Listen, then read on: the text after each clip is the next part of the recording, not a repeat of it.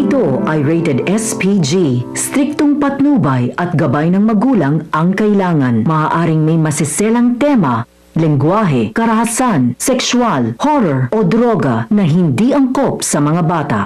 Hindi makagante-gante si Carlos kina Linef at RJ. Hindi na siguro siya magtatagumpay lalo pa ngayon na may nakakaalam na nagloloko lang siya. May nakakaalam na nagbabaliw-baliwan lang si Carlos.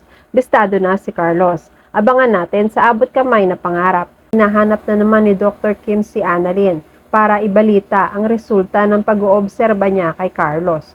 Noong una hindi pa siya sigurado. Ang sabi ni Dr. Kim noon ay gagawa siya ng test para mapatunayan na hindi baliw si Carlos.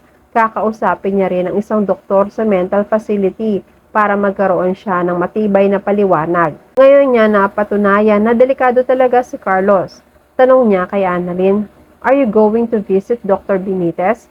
Papunta na rin talaga si Annalyn sa mental facility para kausapin ang isang nurse doon tungkol sa binalita sa kanya. "Yes, why?" Sumagot si Dr. Kim. "Please don't go to Dr. Benitez." Nagtataka si Annalyn. "Why are you telling this to me? Do you know something about him?" Kinakabahan si Dr. Kim na ibalita kay Annalyn. "He's dangerous man. He's faking his mental illness.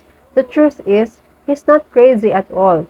Nagulat si Annalyn. Isang doktor sa pag-iisip na mismo ang nagsabi na peke ang pagiging baliw ni Carlos. At yan ang mga pakakaabangan natin sa abot kamay na pangarap. Please like this video and please subscribe to my channel at magkita-kita po muli tayo sa mga susunod pang episodes.